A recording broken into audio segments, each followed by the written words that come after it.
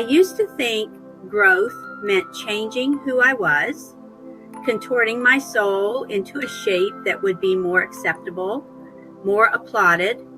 I spent so many years trying to fit into someone else's idea of success. It was like I was constantly auditioning for a role in a play I hadn't even read the script for. I'd look at the people who seemed to have it all figured out, the perfect career, the flawless family, the unwavering confidence, and I'd think, I need to be more like them. So I'd sand down my own edges, quiet my own intuition, and wear the mask I thought were required for entry into that exclusive club of enough. It was exhausting. It was a hollow pursuit because the more I tried to become someone else, the further I drifted from the person God actually created me to be. But the more I sat with myself in the quiet moments after the world had gone to sleep, the more I began to listen, not to the noise outside, but to the whisper within. It was in that stillness that I felt this simple, profound truth settle over me. God already placed the seed of who I could be inside me. It wasn't something I had to earn or build from scratch. It was a divine inheritance, a blueprint for my soul that had been there all along, waiting patiently under all the layers of expectation and fear I had piled on top of it. The opportunity to grow is a gift we all have every single day. It's not a correction for a past mistake or a frantic race to catch up. It's a gentle, daily unfolding. This growth doesn't come from a place of lack, from a belief that we are fundamentally broken and need fixing. It doesn't come from fear, from the anxiety that we'll be left behind or judged as unworthy. True, soul-level growth comes from faith. Faith in God, the master gardener who planted that seed and knows exactly the sun and rain it needs. And faith in the person God made me to be.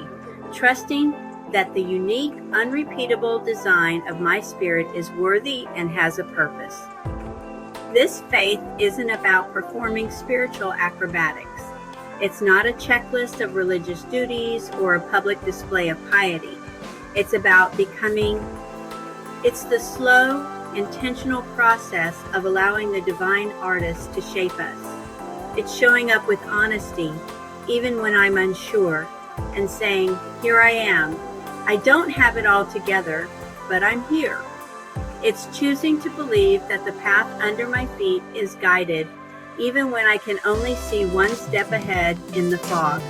It's trusting that every stumble is part of the dance, and every question is part of the prayer.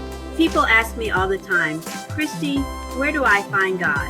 I go to church, I read the books, but I feel so disconnected.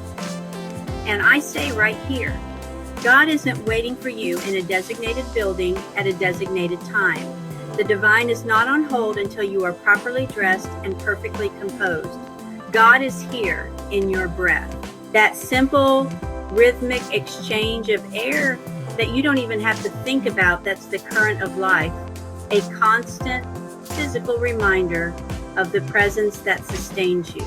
God is in the quiet moment before you speak. That sacred pause where you can choose kindness over judgment, listening over reacting. God is in the sunrise on a random Tuesday, a spectacular painted masterpiece that asks for nothing in return. It's in the kindness of a stranger, the genuine belly laugh of a friend, the comfort of a pet curled up beside you. No building can contain the infinite. No walls can hold a love that big. Scripture never said you must be inside four walls to connect with the Creator. Jesus taught on mountainsides, by the sea, in the homes of the marginalized. The early church met in homes, breaking bread together. The temple was understood to be the body, the community. The presence is portable. It's not anchored to a plot of land or a steeple. It travels with your heart. It lives in your love.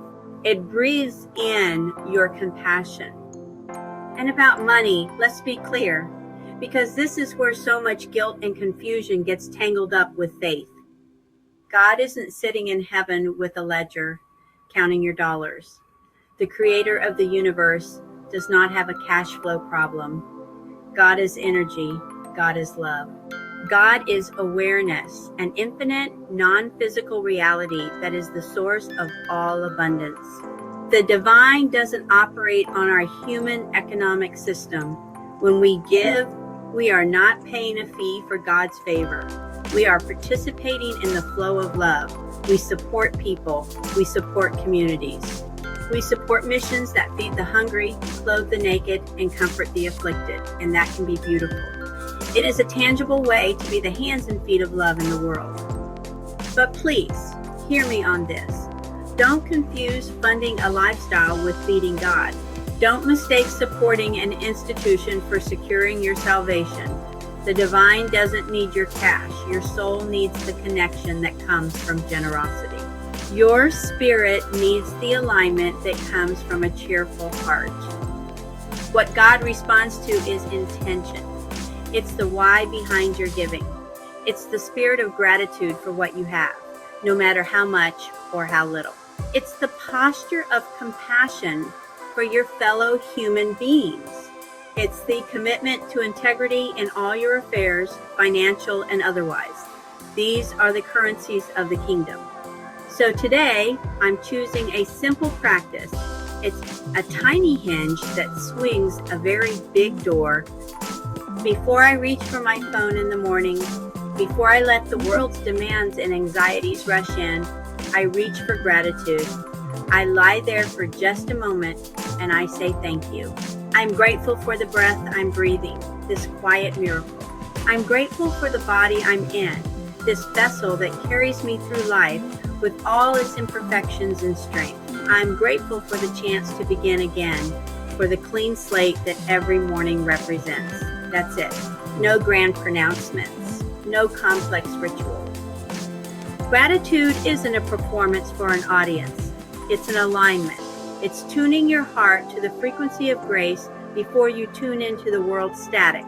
It recalibrates your entire being. If you're feeling behind, if you look at your life and think you should be further along, hear this: you are not late. You are not failing. You are being shaped. Like a stone tumbled in the river, the rough edges are being smoothed away. This process might feel like pressure, like friction, but it is revealing the beauty within. Growth is not a punishment for not being good enough, it's a privilege. It is the sacred process of becoming more fully yourself, and the lifestyle you want, the peace, the purpose, the joy you're craving, it's built one faithful choice at a time. One moment of choosing gratitude over anxiety. One conversation where you choose compassion over being right. One day where you choose rest over hustle. It's not built by pretending to be someone else, but by returning to who you've always been at your core, the person God dreamed up before you even took your first breath.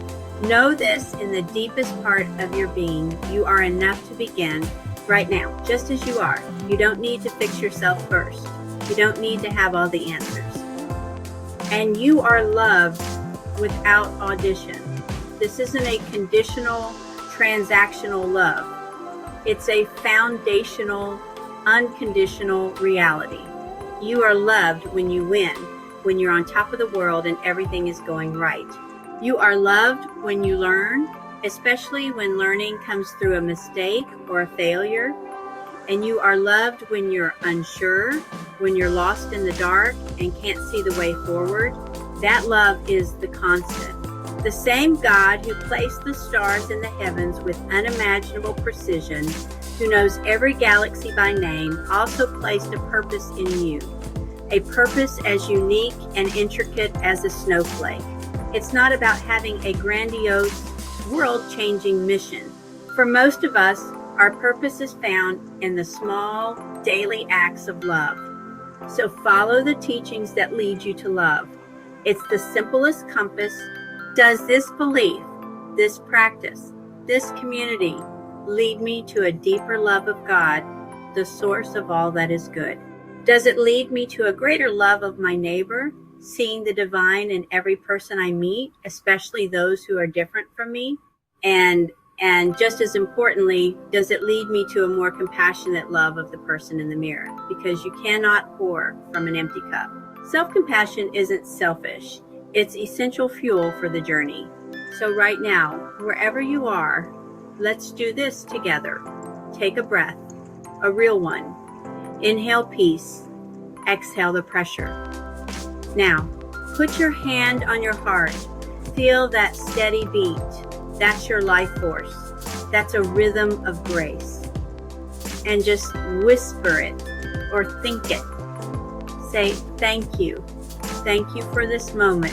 Thank you for this life. And now, step into your day like it's sacred, because it is. Every interaction, every task, every moment is an opportunity to connect with the divine. Grow where you're planted. Find the beauty and purpose right where you are. And change when you're called. Don't be afraid to uproot and move when your spirit tells you it's time for a new season. Trust that faith will carry you when you can't see the ground. Know that gratitude will keep you grounded when the winds of life try to blow you over.